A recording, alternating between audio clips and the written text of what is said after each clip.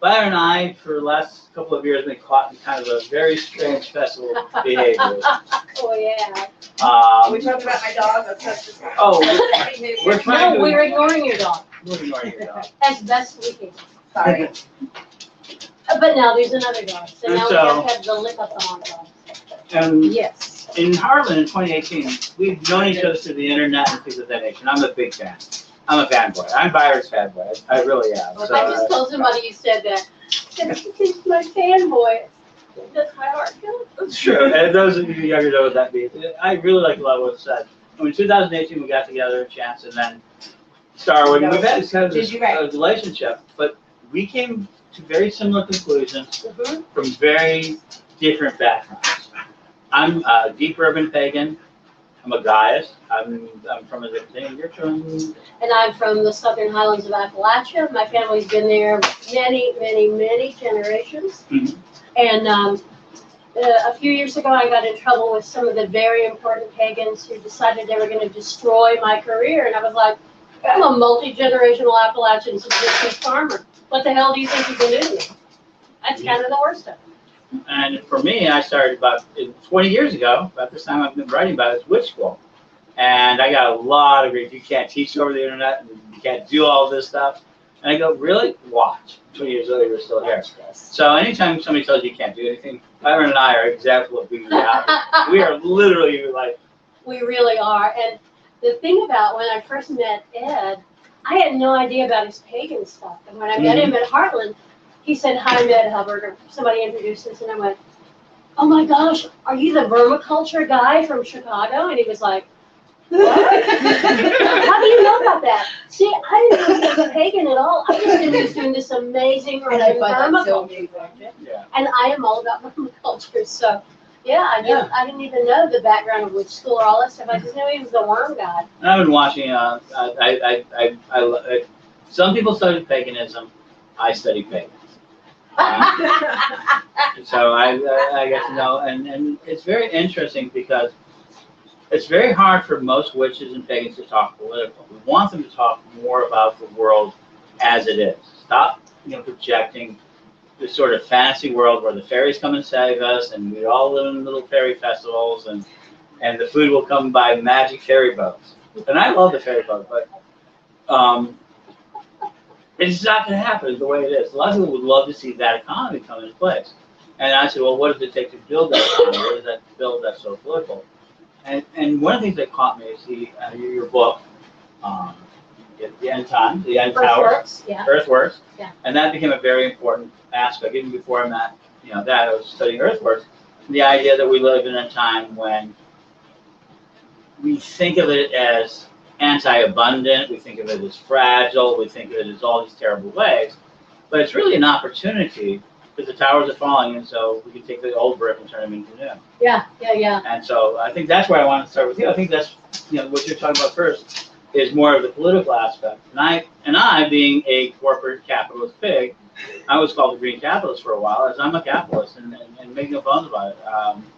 It's not that I love capitalism, but that's our central world. But I'm a Gaiaist who lives inside that capitalist society. Yeah. And I can help you find. So once we start to decide what we want to do, I can help you finance your green dream and become more of that Gaiaist. Because I think we've been right for 50 years, more than 50 years of people have been talking. Now, how can we be on the economically right side? But we have to be first start. What are we doing? Right, and we've got to be able to actually talk about economic systems and to talk about systems because so many of us live in this kind of airy-fairy place where, I couldn't possibly soil myself by thinking about supply chains until you are stuck and you don't have any gas to drive your Prius anymore. And then the panic sets in.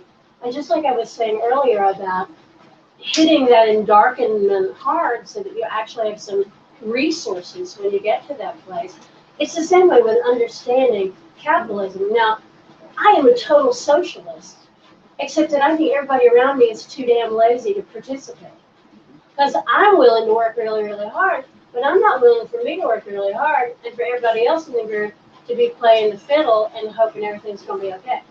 So I'm really interested in what Ed and I are talking about, figuring out how you how you either reframe capitalism in a way that feels appropriate, or you just drag pagans up by their panties and go, look, this is a system. When I talk about the fall of the towers, I say, look, I call it patriarchy because I'm a 70s era feminist. That's what we call it, patriarchy. I don't have anything to do with men. I mean, often men have been at the top of that system, but it's a series of systems. And when we can begin to divorce ourselves from the emotion wrapped around it and just see it as a system. It's a successful system. It's a system that has survived lots of ups and downs because it is resilient. So what is it about resilience in a system that we can adapt and understand and apply it to how we work as pagan groups and as pagans? So I think this is, so you're at this start of an experimental conversation that I think that we've been wanting to have for a long time, but I think it's not most, I think it's one that's very difficult. Because we have to confront some of our biases and some of our beliefs. And some of our fears about Fears, this, yeah. I always talk about, one of the things I talk about is that, so the idea of animism in politics, I'm an animist. At the deepest core, I'm an animist. I'm a Gaiaist. You know, for all we talk about gods and goddesses, nature is all the God I'll ever know. And how I react to that natural world is how I worship. And I'm an animist, and I believe everything, including machines, have a soul and a spirit to develop. Yeah. And so I'm very, very, very traditional pagan. I mean, I am. I'm deep down, and people don't see me that way because I'm agnostic to the gods. I have relationships with them, but it's not the same as a lot of other people because I don't need that energy because I really believe that nature and the way that nature works is all the God I really know. And everything else is probably human nature. But in nature, there's an economics, there's politics, a religion. And there's systems. And there's systems. Nature is built on systems. And once we got to the place where we were beginning, where people like Galileo were analyzing systems, where the Egyptians were analyzing systems of the natural world, then suddenly we don't have to divorce our religion, spirituality from the natural world anymore. We can actually say all of this stuff that is working in tandem does that for reasons because it makes it a successful system. Like Ed, I'm an animist.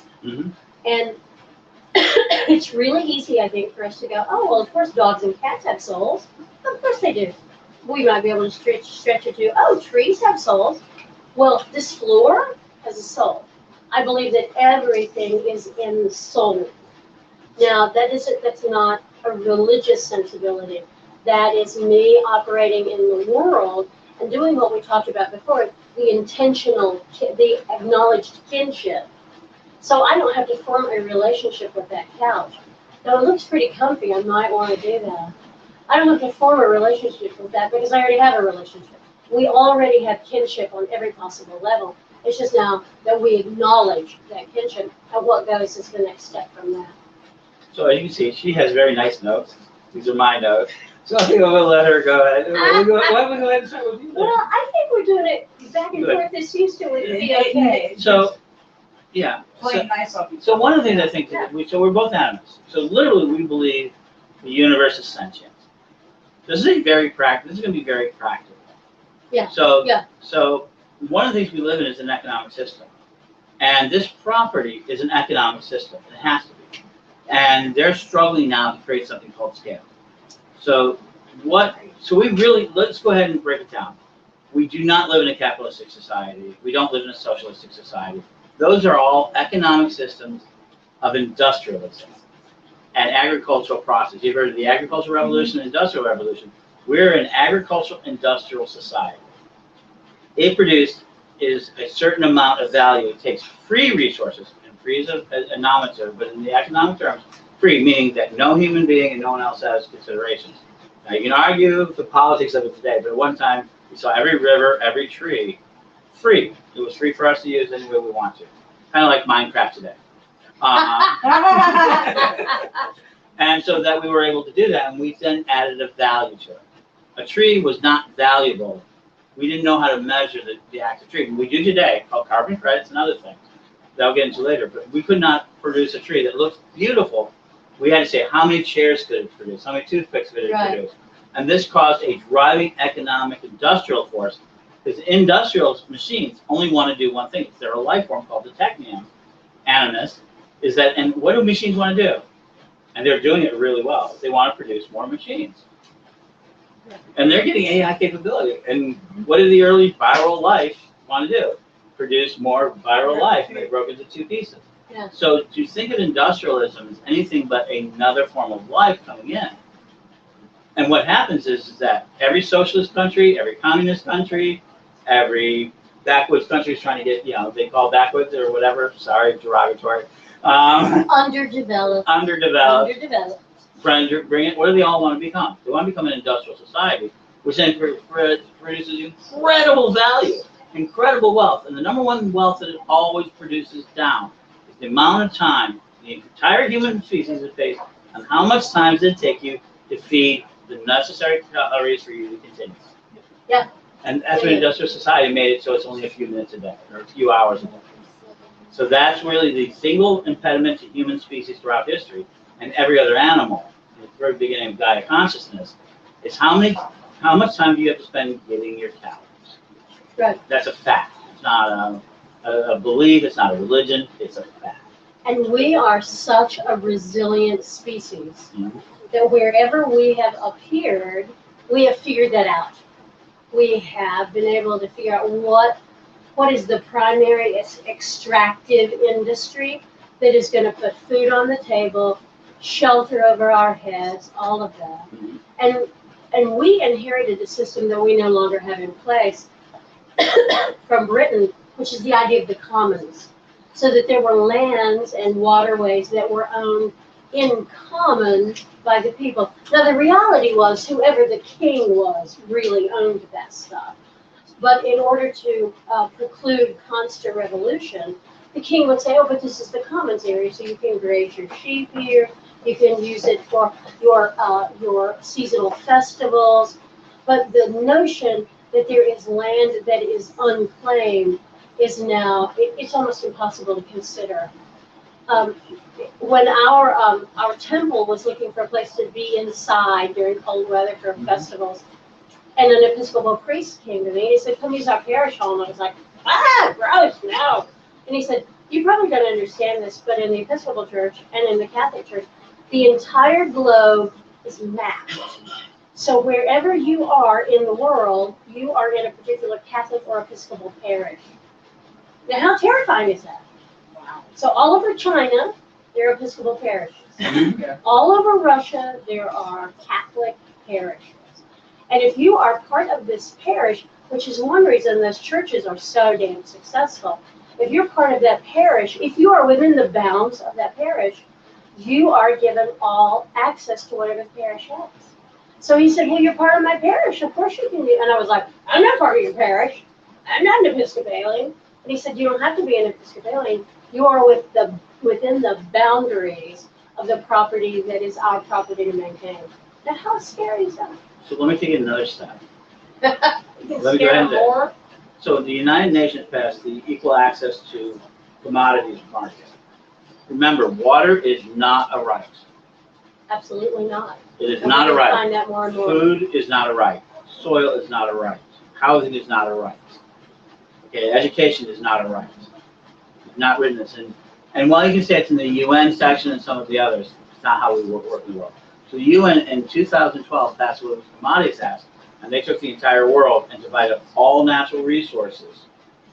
And they gave control of the countries, including that in the middle, to avoid what was about to form, which was independent nations at sea. It's very now they made it almost impossible for me to go out. Because I was on the verge of buying a oil rig out in international waters. As long as it was more than 200 miles away from any nation, I was going to start my own nation. Sealand, Utopia.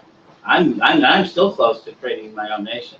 That's one of my biggest goals, and I'll talk, in that sort of idea, because we live in a world of structures, these commodities, and so understand anything we want to do with water in the future in a capitalist society, we may be kind of conscious that believes that all of these things have spirits and rights, and should be protected.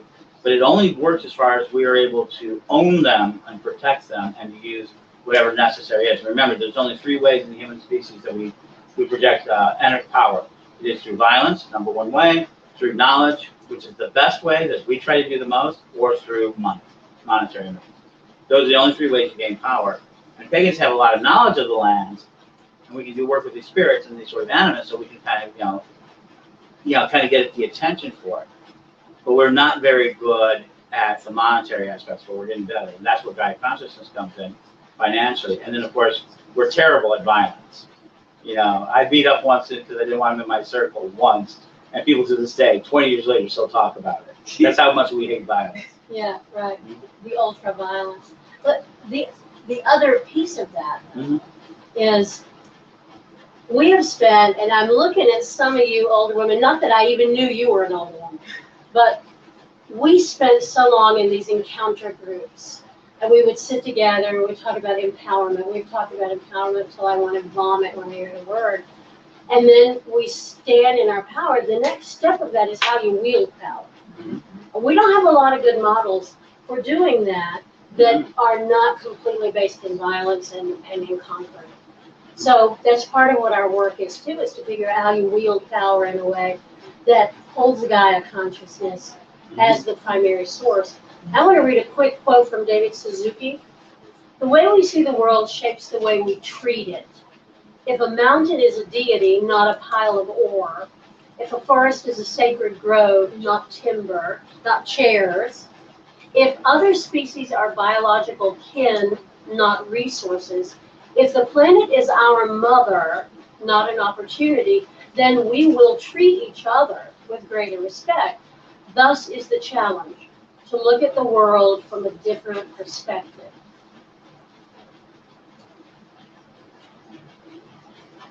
That's perfect. So David Suzuki, he's a good guy. Yeah. So one of the things that generates from the largest pagan economic system, took a terrible, terrible, terrible blow. And so the number 1 way pagans make money, right, beyond the book is the commonest denominator amongst all pagans, and I'm really kind of working that, is the festival system. Most not-for-profits, because we are not a tithing system, we're not a monthly system. Yeah. You try to get pagans. In my tradition, we have Witchful, which is a monthly subscription system, if you really want to be involved.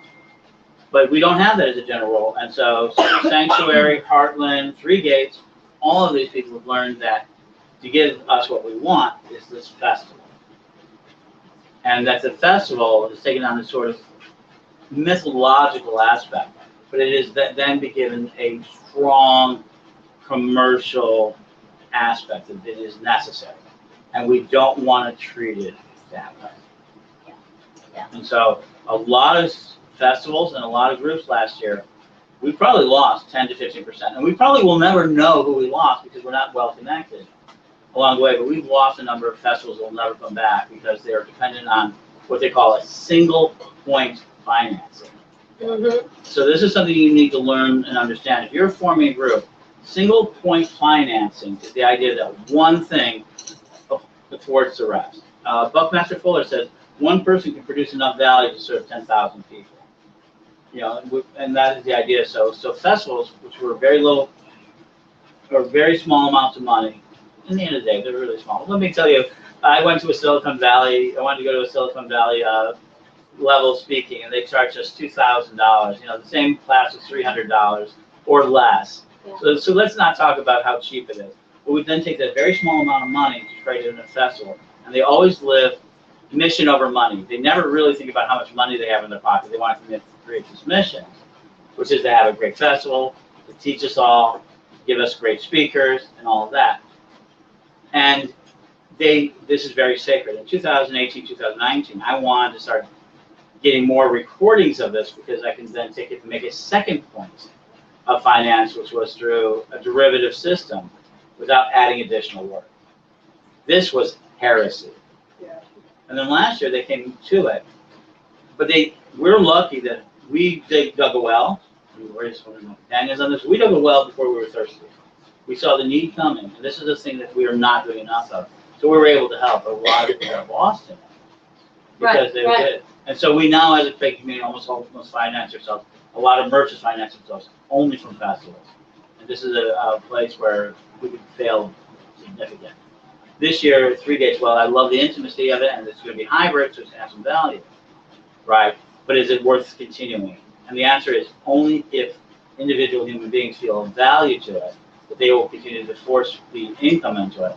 And when Alpha comes up later and says we need to protect the land, are you willing to invest the land outside of festival? Yeah. Can you make more revenue? And so that's where Gaia consciousness comes in. Is our festivals enough? And I will tell you they are not. Festivals are not enough. And I go to festival after festival because been doing the circuit now for years. And there's this moment where they say, welcome home, welcome home. And then there's Sunday morning and we've done final ritual. People are packing up and going, oh, I have to go back to Mundania. As long as you think of that 1 week out of the year is the only time that's sacred time for you, then that's all that will be sacred for you. The goal for all of us has to be to acknowledge the enchantment of the natural world no matter where you are. I tell people all the time, you can walk through your community as the biggest, hairiest pagan ever. You don't have to wear a long black cloak 24/7 or a pentacle the size of a salad plate. You can be a pagan who is somebody who is making sure the litter gets picked up, who is walking your talk as a pagan. Because being a pagan is not about wearing a particular kind of costume, beautiful though you look in it. It's not about wearing a particular kind of costume. It's about living a life that's bound into your own personal ethical system. And you can do that. You can be the very best bank teller in the world, who is a third-degree Wiccan high priestess, who is making sure that as you're counting out that money, you bless the money on its way. It's not impossible to be a pagan 24/7 no matter where you are. But the re-enchantment, the notion that you go be with like-minded people at festival, and then there are also like-minded people at home. That's a scary thought, because it means you gotta go home. And you gotta deal with the people at home. And some of those people are your horrible family at home. So to figure out how we unbreak that, and the festival is a time where we gather with people we don't see normally because they live in Missouri. Or we see people that we get to interview people that we don't get to see, even though they live in North Carolina. They live too far downstate for me to go. Then that gives festival a whole different level of what it means for all of us. It isn't the only sacred place, but it's a sacred place where we get together. So what we need to do more of is turn our sacred festival spaces, especially ones that are owned, into 24/7 access. And we all want to be sustainable. We hear about sustainability. So I think I have a very practical tip for this property, and I'm actually making a deal is to buy catnip. Now I had encounters with fairies, and then start with it. I'm going to come clean about the entire prophecy set. I mean, I had one of these blazing encounters that you could talk about, Saul at the stone, because I'm kind of a cynical pagan. I'm really I've had my moment. Practical pagan. Practical. Experience. But I really believe in how we do it. So my big part of my life is not so much to be a speaker. And the truth is, if I never speak again, it is. But what I want you guys to do, I want to do for everybody else, is make sure you have a platform to speak, to teach. That's my main goal in life. But I had this encounter with the speakers, and one of the biggest things they says, well, I need to make a lot more money to do this. It goes, become a drug dealer. I don't want to do anything illegal. To cats. And I've since then have seen that cats are underdrugged. Okay? It's true. Valerian, so you go It's so true. and there's a bad habit amongst stoners, now that marijuana's gotten to be there, to stone the cats, which is really bad for the cat. Yes. So I've made deals already, and I'm going to get it from here. I'm going to be entering into, Witch Cats, which is a brand that I've been developing, the Witch Cat Coven, and we're going to be selling catnip at head shops. Don't get your cat stoned, get them high. That's brilliant. And the head shops want, and this is where Gaia's conscious come in. I can then provide money here. They can grow really organic material. I can get it to a market that most normal cities. So what is capitalism? It's hunting for niche markets, good or bad, that are not being exploited, that people will exchange money for goods. And the head shops, because of all the legal weed out there, is now, they're really straining. You would think that they would be doing really well, but no, the competition was extremely difficult. I was at a show. Yeah. A couple of years back, and it was in Topeka, and these young ladies had this booth, and it was Catawana. Yeah. And I mean, they had grinders, they had all kinds of shit. It was hilarious. I bought a T-shirt because I was still vet teching at the time. Mm-hmm. My cat T-shirt on it says Catawana on it. You That's know, very clever. but you do see overdosed animals coming in, and the owners don't want to tell. They don't want to tell you. They've been saying, "Yeah, I had Clonopin laying on the floor, probably," or you know, So give them a the safe, cat ate my brownie. give them a safe alternative. Right. They will spend the money on it, and it develops a consciousness. That's how we can develop inside a capitalist society, by basically seeing what the needs are, and then our practices are then organic. Our practices bring money to a farm where we have a festival. And we are walking our talk. And so, That's super important. now in politics, what would be like one thing they can do? Because I know you're very big. You've been talking a lot, and I think you've done a lot for Heather Morrison. I think it's how to pronounce it. The doctor. Yeah. Boy, every day I get a kind of this interesting aspect of looking into the world through more of a historian and his that. But so the same thing Heather happens. Cox Richardson, have you all been, did you read her? And she's still, I mean, she's still doing it, but it seems less desperate now. But But- 3 years ago, Mhm. and I think you and I talked about this briefly, maybe it's Starwood. I went to Blue Ridge Beltane Festival, which was a sweet, medium-sized festival that had a wonderful sexuality component that was completely, literally walled off from the rest of the festival, so that there was not it was a big family festival. It was just a lovely, lovely festival. And I did main ritual. And as you will find out, I was doing a lot of pacing around, and I brought up the idea of a pagan nation, of a nation within a nation. That we didn't necessarily need an oil rig in the middle of the sea, though that would be good. We could, in fact, be a nation of pagans within the structure of the United States. And you could feel the energy, it stopped like this. And everybody took a moment like paganism, and you could see it kind of working through their heads. And the idea that we could actually work in tandem, because our communities fight all the time online, all the time. If I had a Benjamin for every time I rolled my eyes and said, "Them damn TikTok witches," then I would be a wealthy woman today, and you all would be at my beautiful ranch in Arizona. So, as we continue to parse through these ideas and to really throw them out there and say, "This is the idea I had," so that somebody can say, "No, that's a crazy idea. Don't do it," or "That's a great idea. Here's what I want to bring to them." Mhm. And the more we can talk as groups of people about ideas and not about fighting over which God is better than another God. Because if we are pantheists, who cares? If you're a polytheist, who cares? Okay, lots and lots of gods. If you're a Gaiaist, what you have to care about is the destruction of the actual planet we live on. And we're seeing it every single day. I'm from Appalachia, but I'm not from coal Appalachia, thank goodness. But a little farther north of me, they've been extracting for so long they don't know anything else to do. And where I live, if you buy a house, the second thing you do as you're looking for the price of the house is you find out who owns the mineral rights under your house, because you don't own those rights. You're not automatically given those because you bought a beautiful farm in Pennsylvania. Any of you from Pennsylvania know that.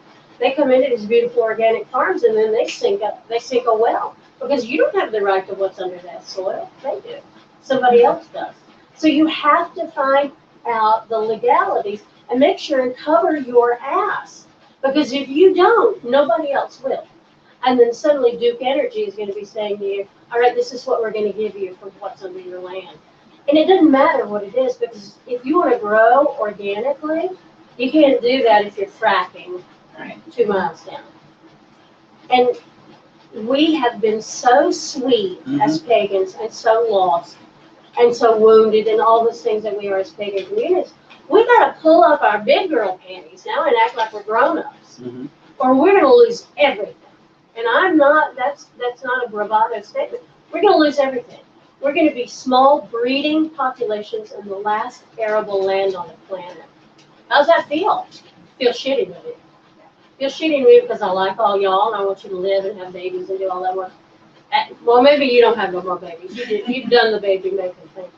But I want all of that to happen because I think as a species we're valuable. But we have to believe we're valuable. We have to believe that. And we have to believe that the land itself has more value than how many chairs you can make out of a tree. We have to believe that. We have to walk our talk. If we are animists and we love the planet, we have to love it enough to fight for it in whatever ways we can. Stepping back. Not only do I agree with that, but I'm a Noah. I came out of the Parliament of World Religions in 2018 from being, I'm going to save the world, to I need to save my community. Yeah. And I really Absolutely. talked to the biggest and some of the best scientists in the world. I've been involved with the Parliament of World Religions for a very long time, and I've gotten, and trust me, with the reports and things I've seen, I no longer think I can change the world. Of course I can change the world. I've already changed the world. But the only thing we can do right now, if you really want to bring value to the world, is start looking at wisteria, three gates, white raven, look at Heartland. Look at what's happening going to happen in Jacksonville if we're successful. We have to form these very localized communities that preserve things. But we have to do it in a capitalistic society. And so I'm going to give you 3 things that can make you a lot of money. And 2 of them are fairly short term and one's very long term, that are completely within your global ethics. And not only in your global ethics, but can only be done on a local level. You've already heard my speech on worms, the most expensive cattle on the world. There's a world shortage, easy to breed, easy to make money. And eventually, one of the things I'm hoping to do, and I'll talk about it. The second thing that is really super valuable is the herbs and spices that we grow on our land. We're handing it over to Amazon and big companies and everything else. There's a term called lifestyle replacement. Now, I've proven this with the soaps out of Louisville. How much do you spend on soaps and shampoos? This is a finite amount of money that everybody spends. You know, some people spend a little more, some people less, but there's actually a predictable amount of soap and shampoo and Toothpaste and that you use. How many of you go to festivals and you see these beautiful $3 to $5 bars? We have a breakdown of the market right then. They should be lifestyle replacements. Yeah, this is our beautiful $3 to $5 bars. What are you buying for yourself? I like Dove. Here are your 200 for the year Dove-style bars made by pagan hands, keeping the money into it. There's a thing called velocity of income. The number of times you can have the money exchange within your community is essential. So if I hand you $1, I want you to hand her $1. Then I want you to hand $1. It can be for different things. We need to have that velocity within our community. We can create it in a lot of different ways. And we need to believe in our communities enough to support them. We need to not sit here and go, yeah, I'm a pagan right now, but if everything goes south, I'm going to come at Unitarian Universalist. Yeah. If you believe in what you believe in, be willing to stick with it and make it work. And that's a hard thing because we live in a culture that wants instant gratification. Oh, that didn't work for me, so that whole thing is off the click. And he used a word that most people don't use anymore. We all use the word resilience. Because nothing at this point is sustainable. Nothing we do is sustainable. But what we have to do is to be resilient enough to survive whatever is coming next. What we have learned since Katrina is that the first responders in any disaster, human-made or otherwise, are the people who are the victims of that disaster. So if you know you live in an area that is prone to flood, figure out what you do. Do you get a boat? Maybe you do. Maybe you get a boat. Maybe you get pontoons. Maybe you figure out how to do an old-fashioned phone tree to figure out what happens next. We are not reinventing the wheel. We are figuring out how we make our communities thrive in a world where resilience has to be our model. So I'll give you the last one. I truly believe in this. So when we were growing up, coffee came in 3 flavors: Folgers, Maxwell House and Hills Brothers.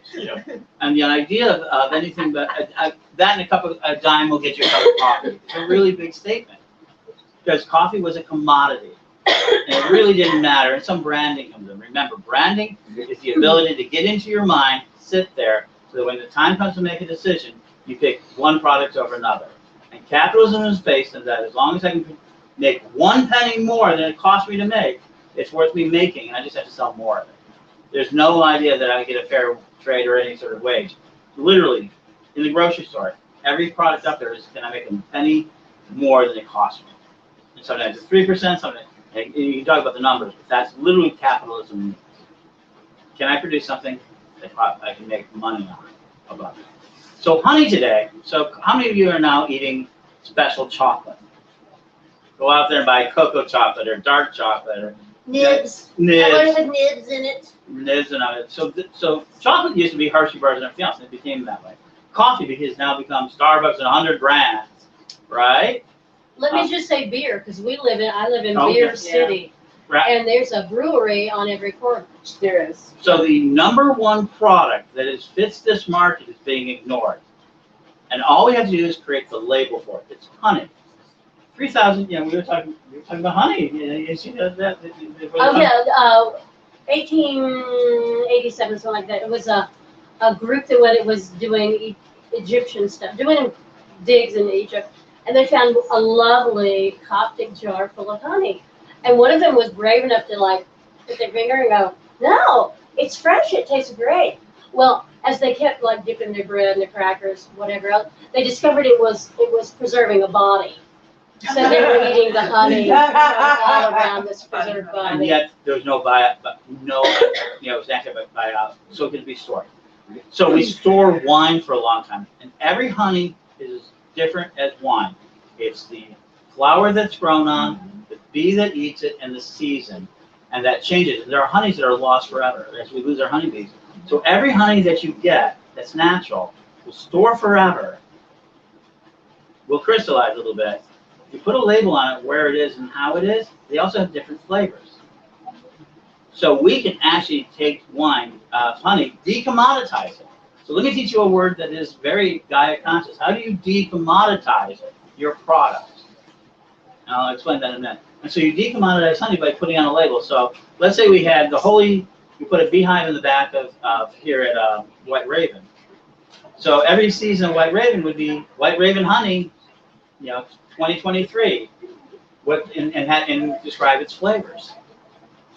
And there's no reason we can't do this, because We should do museums that. all over the world are putting hives on the roof of the museum, and then they sell the honey. Right. And then you've got Smithsonian honey, you've got Louvre honey, you've got all kinds of honey. But- and what honey as a commodity does, it forces you to look at what's happening on the land around where the honey is produced. And it forces honey producers to not be assholes. Mm-hmm. Because what happens now, you take an animal with a range of 3 miles, and people in North Carolina put 100 hives on a flatbed truck, and they send it to California for the almond crop. Mm-hmm. Well, those damn people in California need to be having their own bees, Mm-hmm. because all that does is screw up a whole hive. And they get to California, yeah, they're going to do what they need to do for the almond trees, but they're no longer a strong hive.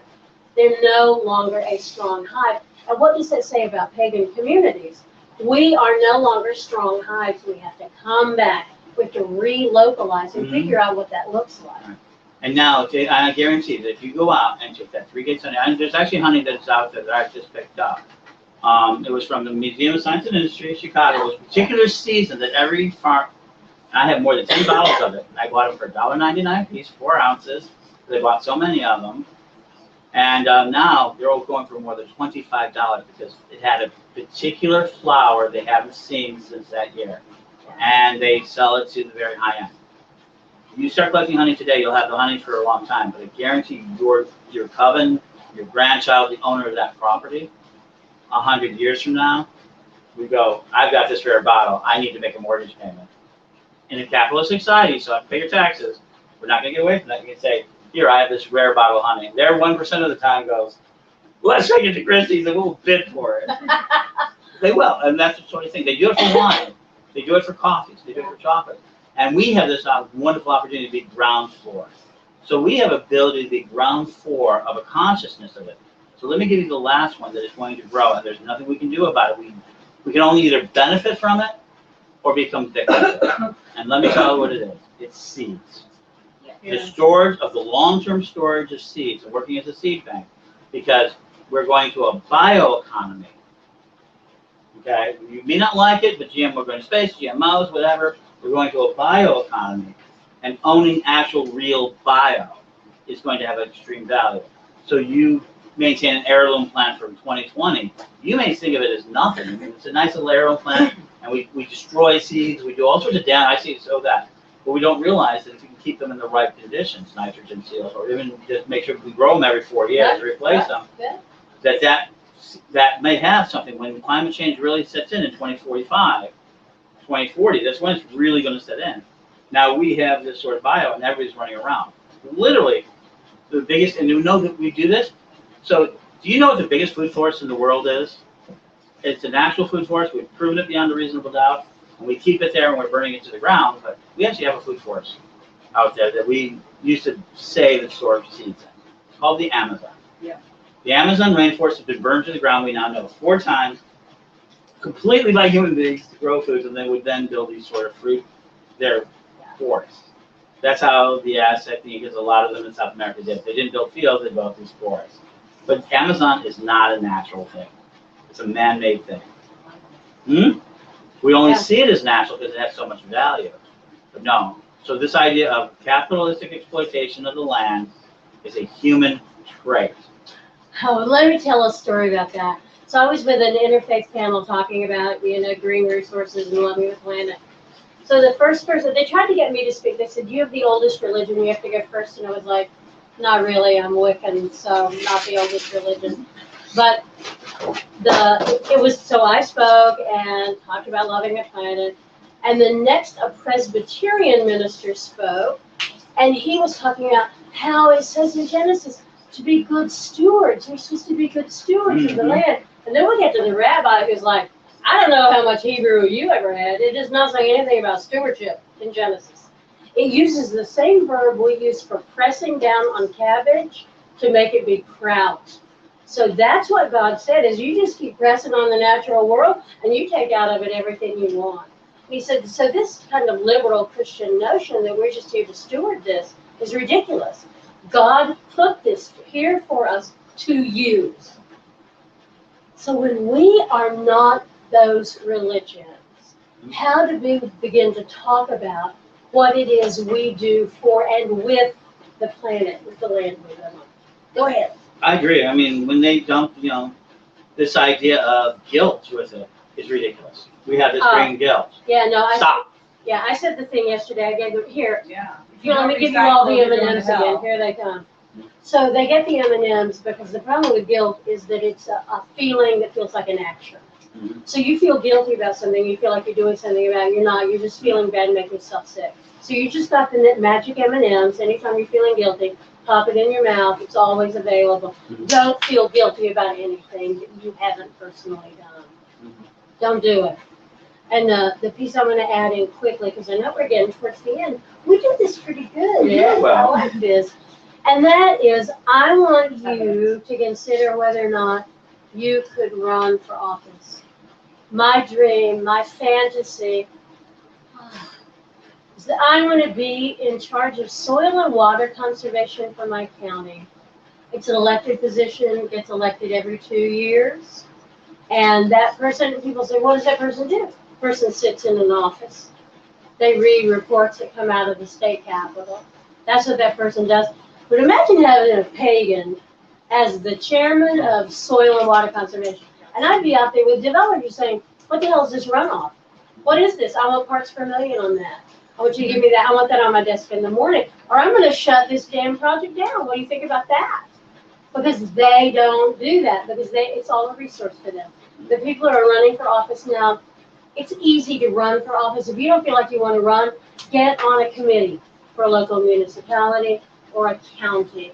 Because there are always committees that are begging citizens to be on them. It's boring work, but you may know everything there is about how to preserve land, how to do land conservation easements. You can learn about that without ever having to pay $1 to a school by being on a committee. So I want to encourage any pagan who can. And no, you don't have to go to city council with a damn pentacle the size of a salad plate. Well, obviously I'm a pagan, and this is how I'm going to behave. You can just be a normal citizen who walks your earth-loving home. Yeah. And I want to add to that. I think that it's very important that we get into the rule-making systems. Yeah. And I want to see the second thing I would like to see is people become fractal investors. Yeah. And that is, go and, invest in, don't see us as a dump. So no longer look at investing in your festivals as property. Ask them what they're doing. I want everyone to go to the festival. This is my biggest question for the festival leaders. They love me for this. But what are you doing for the ownership of the land? Let me give you one thought that came, and it bothered me a lot, is that when we closed down the COVID, I really don't know why some of the festivals, we weren't prepared for it. That's what it is. But it would have been just as easy. Wouldn't we have been better off some ways if we could have gone to the land and gone to follow all the sanctions, do all the rules? We got herbalists, as Byron mentioned, we got herbalists who know how to handle this and allow ourselves to live on the festival grounds in our quarantine. Couldn't we now take, what are these festival lands doing to kind of produce more and better into our lives? Can they support a Patreon? What if White Raven had a Patreon that showed you everything they were doing, but then once a month they sent you an herb for your widget garden? We need to find ways to be micro investors, about 10% of your income, save 10%, put it into your banks, do your traditional sort of investments, but take about 5 to 10% of your extra, and do what my leprechaun friends tell me to do. Put a coin jar in your house and throw all your coins and your spare coins, and then use that as an investment on the fractal level. A small Patreon piece, sending it out, but instead of just investing it by giving it to a group that you don't know what they're doing, saying, what are you going to use my dollar for? And let them do it. I mean, give it to them freely, but just start asking and questioning and getting them to improve their land so when it really hits, they can become temporary and permanent villages. And I've been studying Kickstarter. Yeah, I love getting ready to do Kickstarter. a big Kickstarter. And as with any act of magic, you set your intention.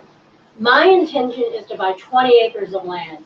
I want 10 of it in forest, 10 of it arable, able to produce livestock and crops. That's it. So you set the intention first. And then going, well, someday I might have the money to do that. Then you put out a jar and you put your change in it. Then you do a Kickstarter that says, this is what I'm looking for. And you break it down. I've been in nonprofit management, arts management my whole adult life. You break it down this way. The truism is, how do you eat an elephant?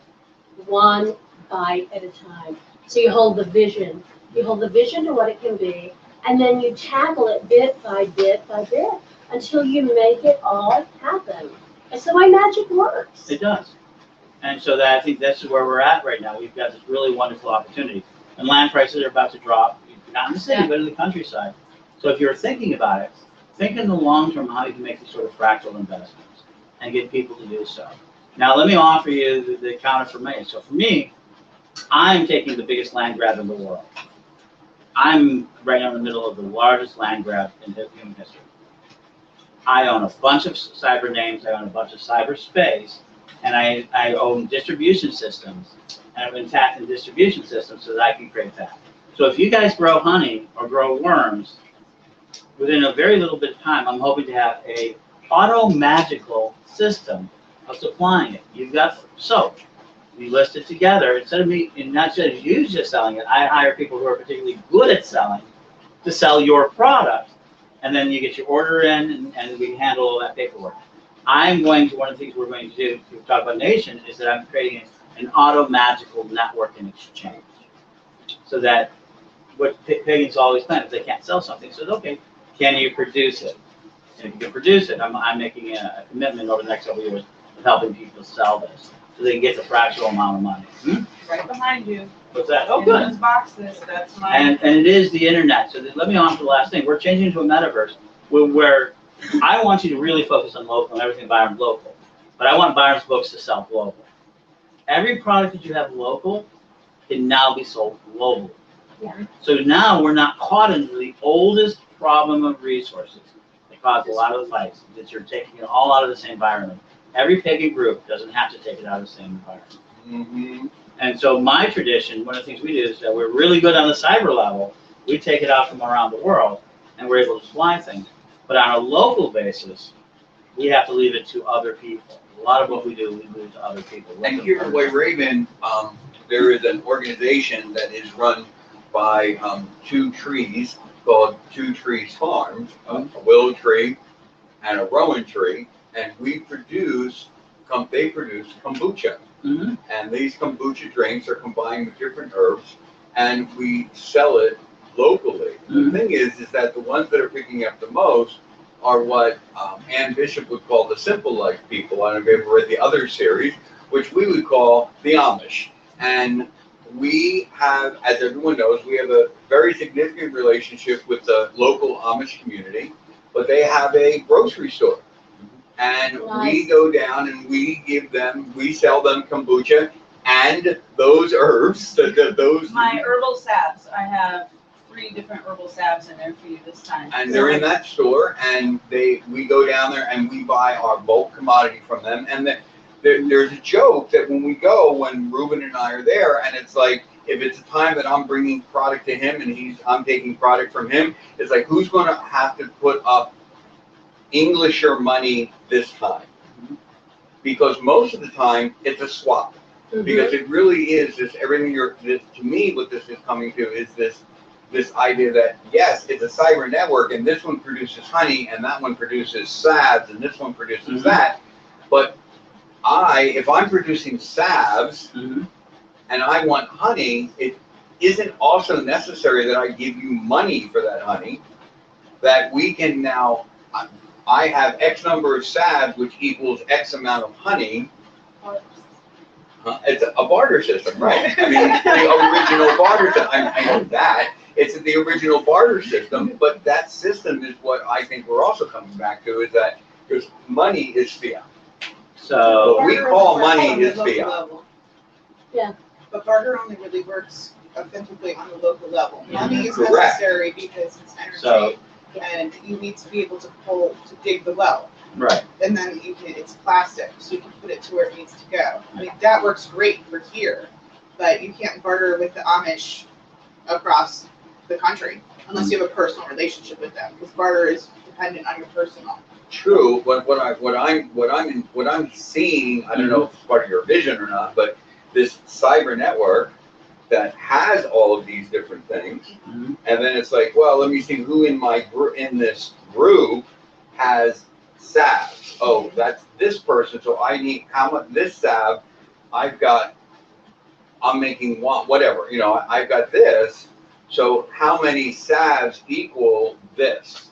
Well, and it's not an either or, it's a both Right. and. Right. Yeah, so you localize what you can localize, but you don't ever cut anything off. You see what works. That's the thing about systems. You see what systems work and what maintains the system, and you go with that. I'm gonna step through that. Yeah. Keep talking, Ed. Keep talking. So I got an answer for that. I have a very simple answer that's technological. It's called blockchain, i.e. Bitcoin, i.e. our own coin, Ghana. So we can actually create a coin. So all money is the greatest story ever told. Yeah, and it's a story, all right. It is a story. It is because as long as we all believe in the United States government, which is starting to deteriorate around the world, the Chinese. Oh, thank you for not letting me go. Federal Reserve note, it's a nothing. So, but that's beside the point, because it's everything, because it is a powerful magical talisman that we actually embed, and it actually makes a significant difference in the world. But all we have to do is create a collective, an idea, anything that's collective, that allows us to make an exchange. And so barter is just an exchange of value. A Pokemon card is an exchange of value. That's what it is. A painting is an exchange of value. So what everybody's going to value. So there's lots of microcurrencies. There's a lot of ways to handle it. We're going to have to change the way the world works. But this festival has been about changing how the world works. And the way the world works is it's both very macro, very we're sending spaceships into space. We are demanding the government produce us a vaccine. We have so many things that we require the world to do for us in order for us to produce these large effects.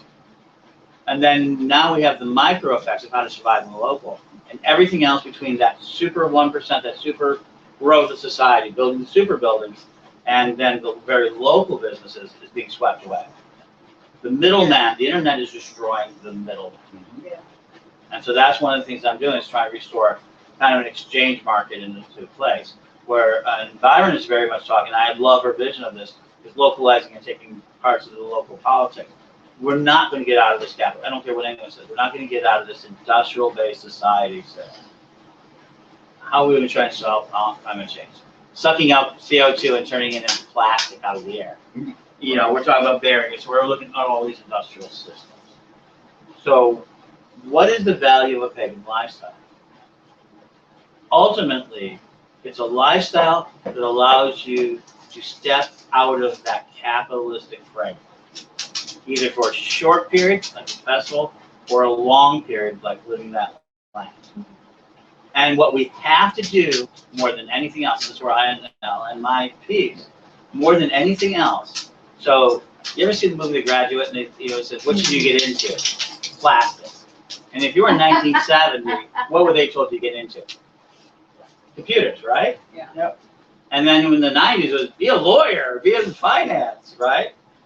So in Get an MBA. get an MBA. In 2020, you ask me what we should be training our pagan children into for a long-term industry. Terraforming. Everything is going to be about building ecosystems as engineered systems, closed environmental life support system, and spacecraft, off to Mars, off to those other things. But in our own communities, we'll be looking to build our biome because we're going to lose huge amounts of them. We're going to have to rebuild them. So today, my term for plastic or computers is study terraforming. Become a terraformer. And Soil pagan science. and all of the things it is to build the world. And those kids will have real jobs and real money and be really part of society in a way that they'll be able to influence them. So education is always the long-term thing. And Byron? Oh, am I supposed to read the conclusion? Yeah, I'm sorry. concluding remark? Yeah. So, the most important thing as a pagan that you can do is to figure out what your own ethical system is and to walk your talk.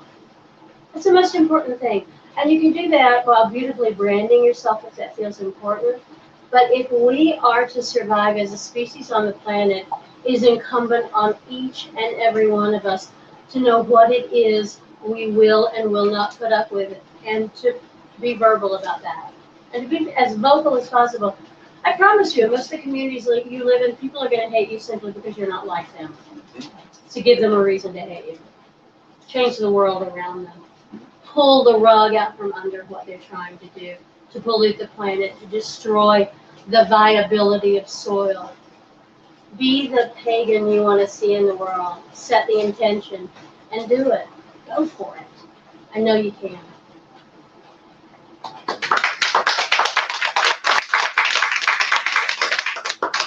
Ed and I are going to go on the road. Yeah. Yeah. I think you should do it.